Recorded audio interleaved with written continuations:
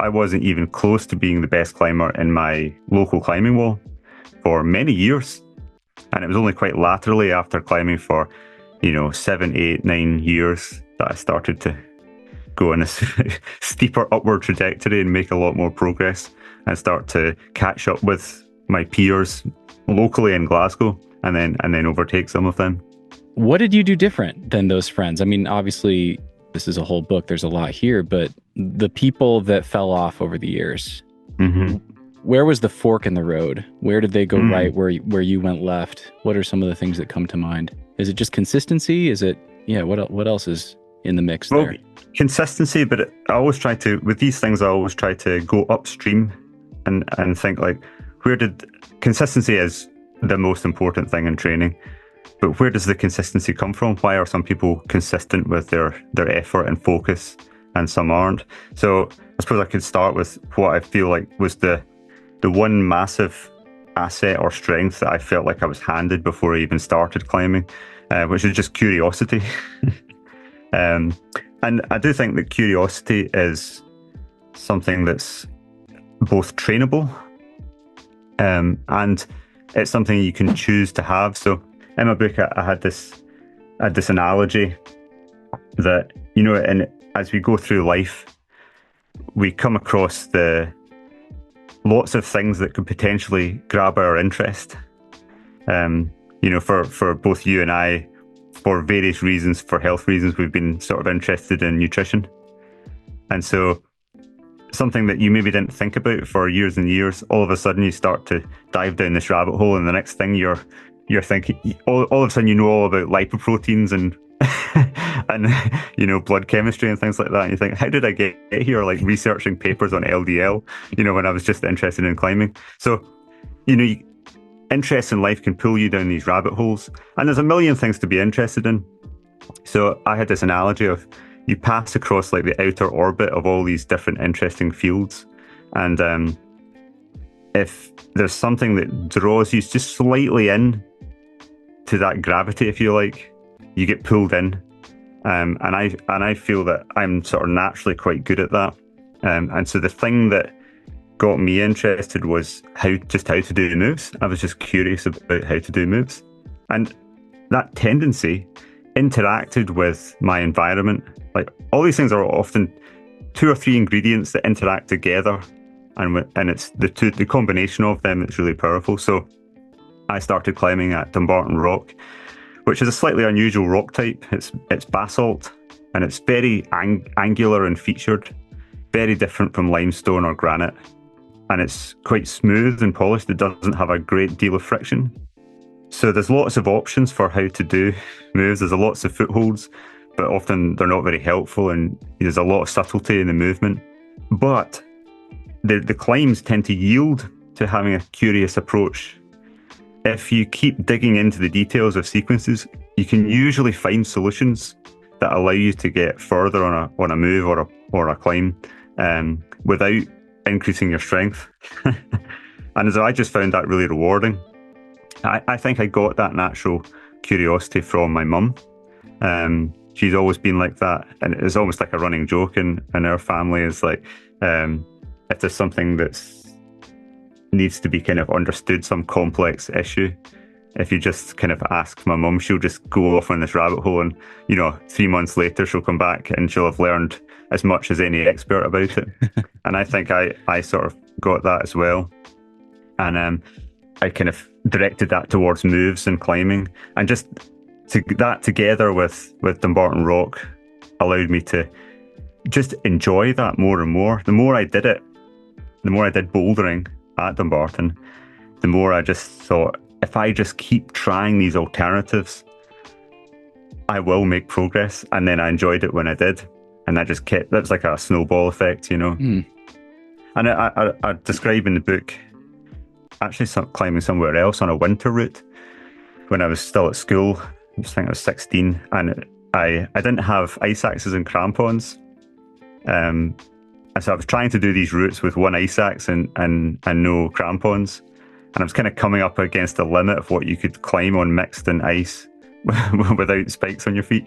And a friend was going on holiday, and he told me I could borrow his ice axes and crampons for 2 weekends.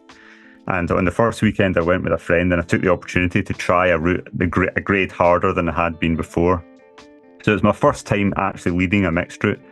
And I remember going up it, getting really, really scared, getting to the crux and going up and down several times, like really, really scared and pumped. And I was only had like a move to go to get to easier ground, but I just felt so out of my depth and I backed off. And I remember like reversing down the pitch back to the ground and feeling like increasing relief as I kept climbing down. But the moment I stopped, took the last step into the snow at the base of the route, all the relief just disappeared.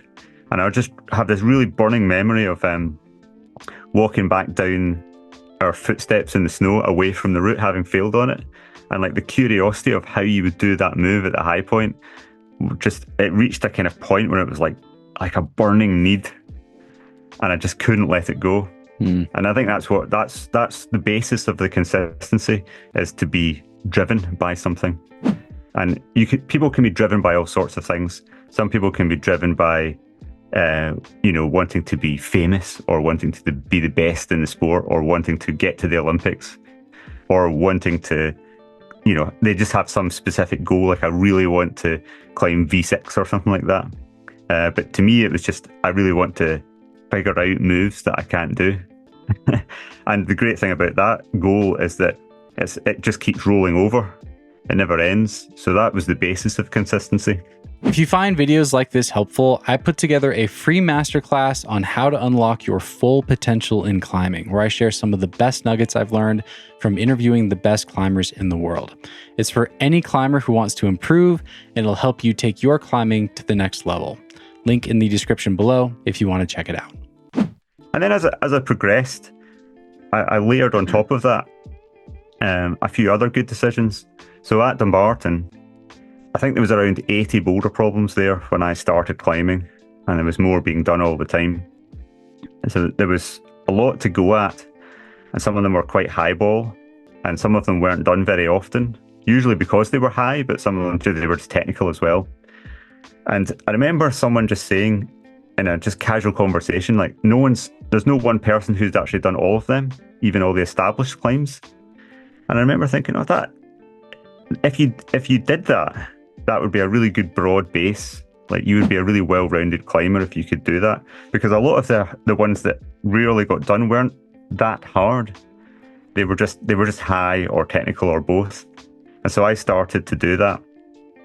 I set this rough goal of doing all of the boulder problems at that one crag.